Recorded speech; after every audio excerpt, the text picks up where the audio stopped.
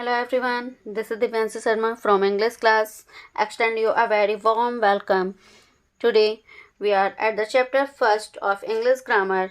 As you all know, the chapter first of English grammar is the sentence. But in this chapter we had covered that what is alphabet and what is letters and how many types of letters, what is word and what is the sentence and how many types of sentence. So if you had not seen this my previous video, so you can go through the comment box and check the link. This is the fourth part of this video. So let's get started. So today we are going to discuss parts of sentences. So before going through, I would like to tell you what is the difference between kinds and parts. बच्चों आपने सुना होगा कि sentence के parts भी होते हैं और काइंड्स भी होते हैं, और टाइप्स आपने जब पढ़ा था how many types of sentences, तो हमने आपको बताया था कि सेंटेंसेस के टाइप्स होते हैं बेस्ड ऑन स्ट्रक्चर और बेस्ड ऑन फंक्शन. हमने क्लियरली आपको दोनों चीज़ें क्लियर करी हैं कि बेस्ड ऑन स्ट्रक्चर कितने सेंटेंस के टाइप्स होते हैं और बेस्ड ऑन फंक्शन कितने टाइप्स होते हैं. सो आई होप आपको ये याद हो गया होगा, और अगर नहीं याद हुआ है तो आप कमेंट बॉक्स में जाके प्रीवियस के वीडियोस को देख सकते हैं, वहाँ पर लिंक दिया हुआ है. सो चलो ये डिस्कस कर लेते हैं कि सब्जेक्ट, काइंड्स और पार्ट्स में क्या डिफरेंस होता है. Suppose for example we take a book. Example के लिए हम एक बुक लेते हैं, तो बुक के जो पेजेस होते हैं वो क्या है, मतलब मार्केट में वैसी बुक्स, जैसे आपकी इंग्लिश की बुक है तो वैसी मार्केट में बहुत सारी बुक्स मिल जाएंगी. जैसे न्यू स्टाइल की आपने बुक परचेज़ की तो मार्केट में वैसे ही बहुत सारी बुक्स मिल जाएंगी. लेकिन अगर आप पर्टिकुलर एक बुक को परचेज़ करके लाते हैं और उसको कई सेक्शन में या कई उसके पेजेस टीयर अप करके उसको अलग अलग फाड़ देते हैं, तो वो जो बुक के आप पेजेस निकाल रहे हैं वो उस बुक के पार्ट्स हो गए हैं. और मार्केट में जो अलग अलग तरीके की बुक्स आपको मिल रही हैं सेम नाम की, तो वो क्या हो गए, वो काइंड्स हो गए. बिल्कुल ऐसे ही पार्ट्स ऑफ सेंटेंस और पार्ट्स ऑफ काइंड्स होते हैं. जब पार्ट्स हम पढ़ने जा रहे हैं तो पार्ट्स में हम उस सेंटेंस को एक एक वर्ड या में डिवाइड कर लेंगे, मतलब एक एक वर्ड को अलग करके ये देखेंगे कि वो सेंटेंस का कौन सा पार्ट है. So let's see. There a sentence has two parts. एक सेंटेंस के दो भाग होते हैं. The first one is subject and the next one is predicate. So what is the subject? The subject is of a sentence in the noun और the pronoun about which something is said. Subject क्या होता है कि एक sentence में कोई noun या pronoun होता है, वो सब्जेक्ट कहलाता है. मीन्स सेंटेंस में जिसके बारे में कहा जा रहा है वो क्या होगा, सब्जेक्ट होगा. And what is the predicate? Predicate is the part of a sentence which tells something about the subject. Predicate क्या होता है, सेंटेंस का एक भाग होता है जो उस सेंटेंस के बारे में कुछ बताता है. अब अगर हम ये सोचते हैं कि हमें ये पता चले, हम ये कैसे पहचानें कि सेंटेंस में सब्जेक्ट क्या होगा और प्रेडिकेट क्या होगा, तो ये पहचानने का सबसे अच्छा तरीका है कि अगर आप अपने आपको जो सेंटेंस दिया गया है उस सेंटेंस में आप क्वेश्चन करते हैं कि suppose you have a example, walking is a good exercise. आप इस सेंटेंस में अगर आप क्वेश्चन करते हैं कि कौन सी एक्सरसाइज अच्छी है, क्या अच्छी एक्सरसाइज है, तो जो आपका आंसर मिल रहा है वॉकिंग, तो वो क्या है, वो आपका सब्जेक्ट है. अब वॉकिंग क्या है, एक गुड एक्सरसाइज है, तो ये क्या है, आपका प्रेडिकेट है. तो अगर आप अपने सेंटेंस से ऐसे क्वेश्चन पुट अप करते हैं that what is a good exercise, तो आंसर मिल रहा है वॉकिंग, तो ये आपका सब्जेक्ट है. ठीक. एंड तो अगर ऐसे करके आप अपने सेंटेंस से क्वेश्चन पुट अप करेंगे तो आपको सब्जेक्ट और प्रेडिकेट को आइडेंटिफाई करना बहुत ही आसान हो जाएगा. So here walking is subject and is a good exercise is predicate. Means यहाँ पर walking क्या है, वो subject है, और आपको इस सेंटेंस में जहाँ पर verb मिल रही है, verb का सेक्शन जहाँ से स्टार्ट हो गया है वो आपका क्या बन रहा है, predicate. तो आप यहाँ पर देख सकते हैं is आपकी helping verb है, is यहाँ पर आपकी लिंकिंग वर्ब है. तो आपने जब यहाँ जहाँ पर आपको इस वर्ब मिली वहाँ से आपका जो पूरा पार्ट है वो क्या बन जाएगा, प्रेडिकेट है. सो अब आप समझ गए होंगे, जब भी सेंटेंस में आपको कोई भी वर्ब जहाँ पर मिल जाएगी, वहाँ से आपका जो भी पार्ट है सेंटेंस का, वो पूरा पार्ट क्या बन जाएगा, प्रेडिकेट है। अब अगर आप यहाँ पर कहते हैं वॉकिंग भी तो वर्ब होती है, लेकिन यहाँ पर वॉकिंग वर्ब नहीं है। क्यों? क्योंकि अगर वॉकिंग वर्ब होगी तो उसके लिए आपको कोई ऑक्सिलरी वर्ब की जरूरत होगी, लेकिन वॉकिंग के पहले तो कोई ऑक्सिलरी वर्ब नहीं है, और वॉकिंग से ही सेंटेंस की स्टार्ट हुई है। तो ये सेंटेंस क्या बन रहा है यहाँ पर, जेरेंड। आपका जो वाक्य स्टार्ट हुआ है वो जेरेंड से स्टार्ट हुआ है। वॉकिंग यहाँ पर क्या है, आपका सब्जेक्ट है। तो हम ऐसे ही सेंटेंस में ये भी देखेंगे कि कितने कितने तरीके के हमें सब्जेक्ट मिल सकते हैं। तो सेंटेंस आपका सब्जेक्ट इन्फिनिटिव भी हो सकता है, जेरेंड भी हो सकता है, और आपके सेंटेंस की स्टार्टिंग नाउन या प्रोनाउन से होती है तो वो भी आपका सब्जेक्ट बन सकता है। ठीक है, तो आप यहाँ पर देख रहे होंगे कि वॉकिंग क्या है, आपका सब्जेक्ट है, और जो कि क्या है, एक जेरेंड है। ठीक, तो आई होप आप समझ गए होंगे। Let's see parts of subject. So a subject has 4 parts, means एक सब्जेक्ट के कितने पार्ट होते हैं, 4 पार्ट्स होते हैं। The first one is determiner. जो पहला है वो क्या है, डिटरमाइनर, और इसे ही हम लोग क्या बोलते हैं, क्वालिफायर भी बोलते हैं। अब आपके मन में ये क्वेश्चन हो रहा होगा कि डिटरमाइनर क्या होता है।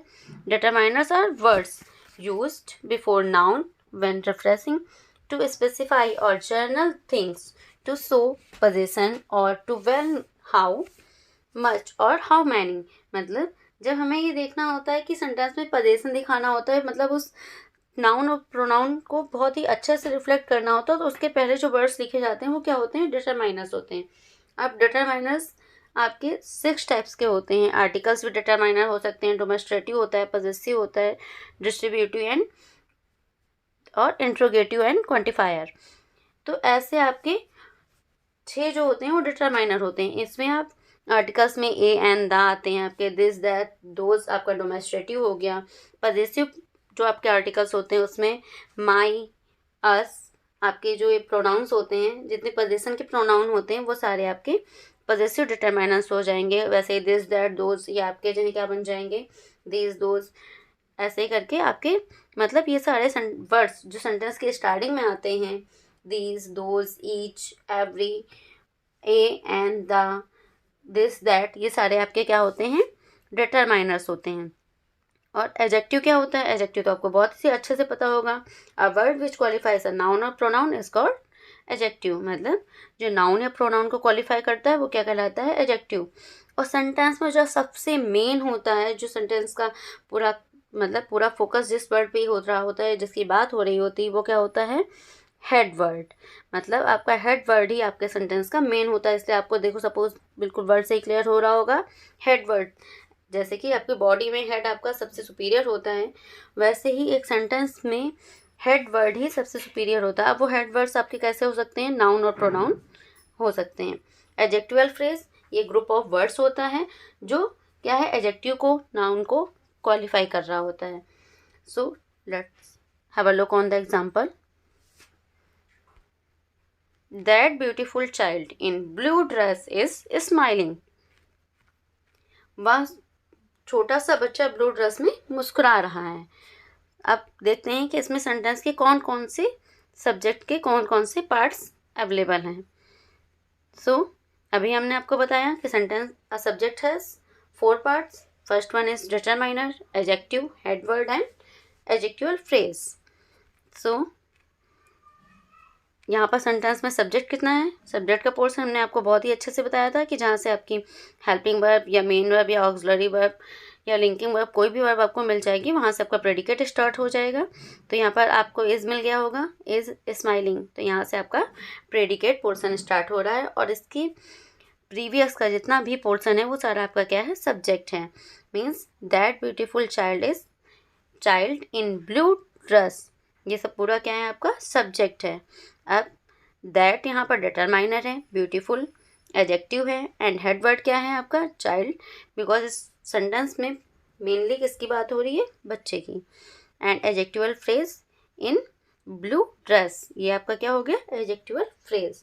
तो सेंटेंस की स्टार्टिंग का जो पहला वर्ड होगा, अभी हमने आपको जैसे बताया था कि A and the, this that, this those, each, every, ये सारे वर्ड्स आपके क्या बन जाएंगे, डिटरमाइनर्स या आप इनको क्वालिफायर्स भी बोल सकते हैं। और एडजेक्टिव जो मेन वर्ड की विशेषता बता रहा होगा वो एडजेक्टिव हो जाएगा। और हेड वर्ड के बाद का जितना भी पोर्शन हेल्पिंग वर्ब और हेड वर्ड के बीच का जो पोर्शन होगा वो आपका पूरा क्या बन जाएगा, adjectival phrase. So parts of predicate. A predicate has mainly 2 parts, मतलब प्रेडिकेट के मुख्यतः जो होते हैं वो 2 ही पार्ट्स होते हैं। यहाँ पर देखिए अ प्रेडिकेट हैज़ 2 पार्ट्स, हमने ये लिखा है, मीन्स वर्ब एंड ऑब्जेक्ट। पहला पार्ट जो होता है वो होता है वर्ब और दूसरा पार्ट क्या होता है, ऑब्जेक्ट। अब इसमें ऑब्जेक्ट जो होते हैं, ऑब्जेक्ट के 2 पार्ट होते हैं, एक डायरेक्ट ऑब्जेक्ट होता है, इनडायरेक्ट ऑब्जेक्ट। चलो हम आपको एग्जाम्पल के थ्रू एक्सप्लेन करते हैं। ही गिव मी अ पेन, उसने मुझे एक पेन दिया। अब यहाँ पर आप सब्जेक्ट तो आइडेंटिफाई कर ही चुके होंगे। सब्जेक्ट क्या है यहाँ पर, ही, और आपको वर्ब कहाँ से मिल रही है, गिव। ये आपकी वर्ब है, मतलब गिव फर्स्ट फॉर्म होती है और उसकी पास्ट फॉर्म क्या है, गिव। तो आपकी वर्ब कहाँ मिल गई आपको, गिव। यहाँ से आपका प्रेडिकेट पोर्शन स्टार्ट हो जाता है। तो आपका प्रेडिकेट क्या है इस सेंटेंस में, give me a pen. So verb इसमें क्या है, give, indirect object me, and the direct object is a pen. Means indirect object आप अगर आपको सेंटेंस में आइडेंटिफाई करने हैं तो आप ऐसे आइडेंटिफाई कर सकते हैं, जितने भी ऑब्जेक्टिव प्रोनाउंस होते हैं, जितने ऑब्जेक्टिव प्रोनाउंस होते हैं वो आपके क्या हो जाएंगे, इनडायरेक्ट ऑब्जेक्ट हो जाएंगे। और जो डायरेक्ट ऑब्जेक्ट होगा वो हम मैक्सिमम नॉन लिविंग थिंग होगी, मतलब डायरेक्ट ऑब्जेक्ट में हमेशा नॉन लिविंग थिंग्स ही आएंगी। और जो इनडायरेक्ट ऑब्जेक्ट होगा वो आपका क्या होगा, ऑब्जेक्टिव प्रोनाउंस होंगे। मतलब पर्सनल प्रोनाउन में जो ऑब्जेक्टिव प्रोनाउन का सेक्शन होता है वो आपका क्या बन जाएगा, इनडायरेक्ट ऑब्जेक्ट।